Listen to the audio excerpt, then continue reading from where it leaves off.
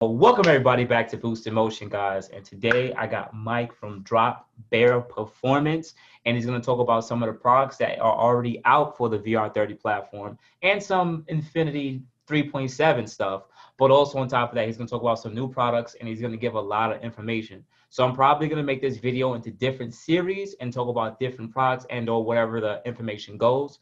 But welcome, Mike. Welcome to the channel. So you already know what to do. Shout yourself out. You know the deal.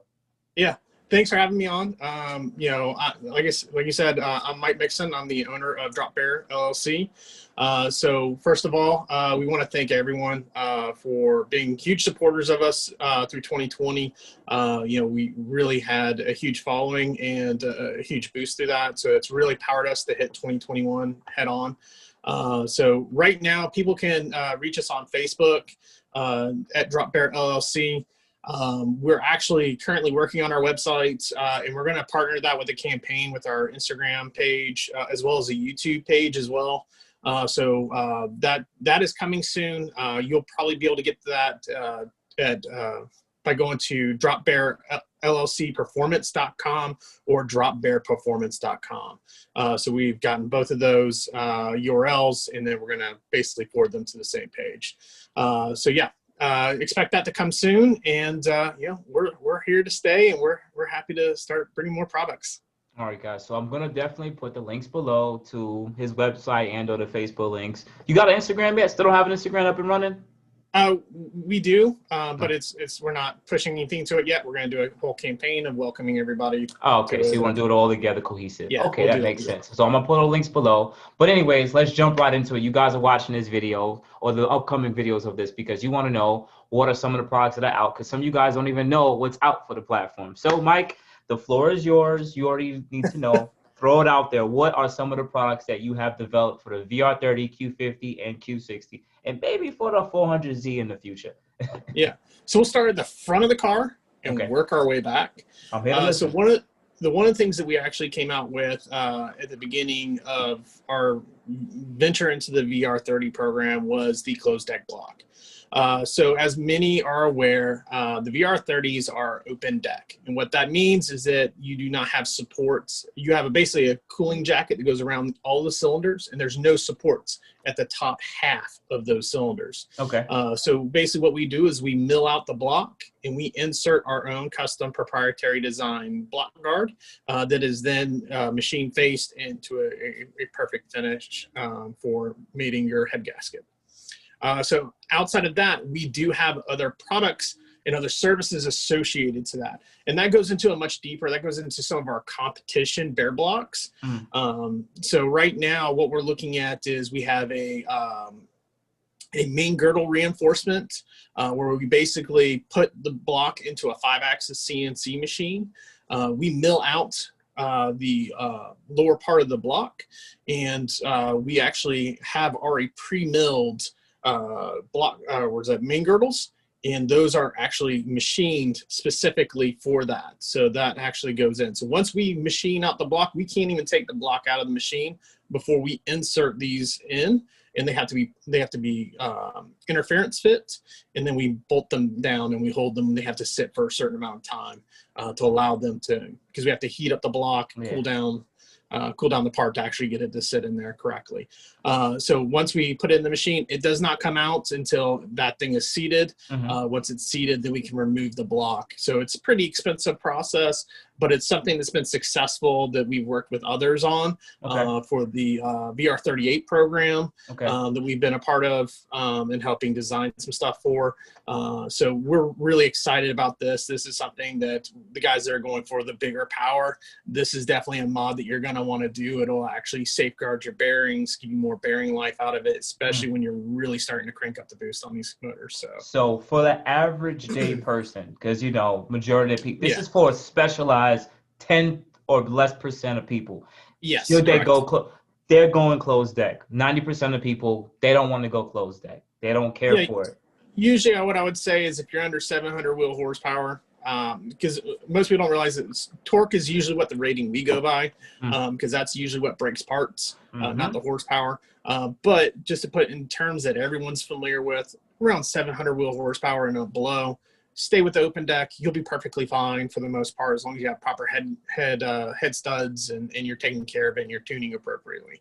Okay. Once you really start wanting, if you have any plans to go over that, closed deck block must have. We saw this on the the VQ37 program. There's a certain level in which you need to go closed deck. Every builder that has done big horsepower builds is all running closed deck blocks. There's a reason for it. There's a reason the VR38, the inline 6 motors, any one of them that are capable of making big power, closed deck. There's very, very, very few open deck blocks that actually make big horsepower. Okay. So to more add to it, because you also mentioned the VQ37, what would be, for the people who are watching, when should they also go closed deck on a VQ37? Because right now, a lot of people, about the same, 700? Yeah, right around the same power level. We've had some guys be able to make into 800, but then you're talking about the longevity of the motor and how long it lasts. What most people don't understand is that, you know, as you increase that cylinder pressure and you start pushing on it, what happens is those cylinders start to flex at the top. And when they flex, you create these spaces and these gaps between the head and the cylinder. And what happens is that pressure is so high that when it goes to escape, it's like a plasma cutter, goes right through the cylinder wall and goes through your head gasket, and then you end up getting contamination. You blow your head gasket, the block's done. Would that be the reason why, if you go with, let's say, low compression on pistons, rods, and stuff like that, and go with upgraded head bolts, that you still may blow your head gasket? Is that the reason? You can. So one of the things that I'm not of the old school mentality. So there are a lot of people that are old school saying, hey, you need to drop compression. Yeah. With the advancements in technologies and designs and what we have in piston design and combustion chamber design, I have been pushing people to be closer and closer to factory not only displacement, but also compression. So like for instance, my build that's back here, we stayed at 10.5 to 1. Okay. The factory is, I think, 11.3 or 11 to 1. I think it's 11.1 to 1 was the factory compression. So we're not that far off. And we run pump gas in that car all the way to 24 pounds of boost or 27 pounds. But it is closed deck, isn't it? It is closed deck. That's why. That's what I'm saying. That's the strength. Yeah. You don't necessarily need to drop compression in order to run things. Now, tuning becomes an extremely critical point on that. So, you know, that's where you have to start getting into a little bit more details of the finesse and the art of actually making power.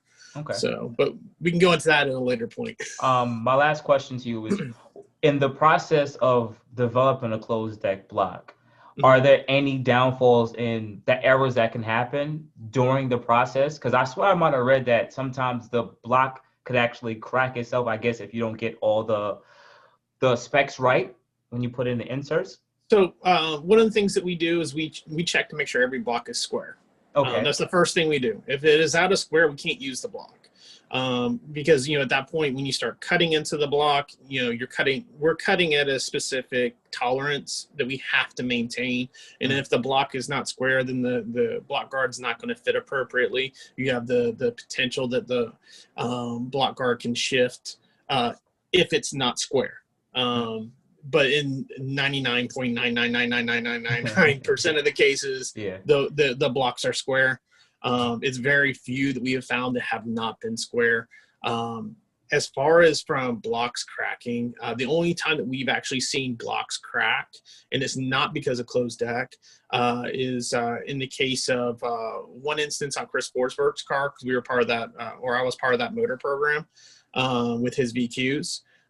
He was running solid mounts on the front, and with the actual amount of, you know, the roughness that engine was taking based off of the transitions and stuff like that, it actually broke at the motor mounts. It cracked at the motor mounts. It didn't crack because it was closed deck. It was cracked because, you know, he was running solid mounts up front, and there was no alleviation of that stress to the motor. So the motor took that stress and has stress fractures.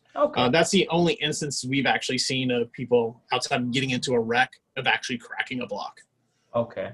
So definitely not during the process of actually putting the inserts in. That's never happened. Okay, maybe because I read a few on other articles and maybe they just did it all wrong. Not your company, but other people. So that's why I was saying that was.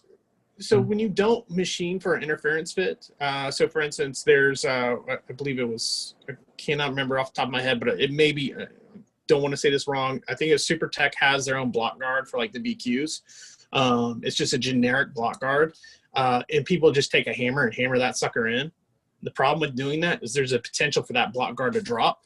There's also a potential to you actually put stress on the cylinders and stress on the block. Okay. So when you don't machine for an interference fit, so like when we're talking about interference fits, we're talking about like 5/1000ths interference fit. So it's like very, very like, you know, very, very tiny amount, just enough to get it in there to hold it in place, but not enough to put any stress on any one of the components. Okay. Thank you everybody for watching. Do appreciate you guys. Love you guys very much. You can also check out the 2 links I posted for some of my other videos. Also on top of that, if you want to purchase some boostinmotion merch, definitely check the link that I posted also. And finally, if you've been watching all my videos and you enjoy them, please hit the link to subscribe to my YouTube channel. Thank you.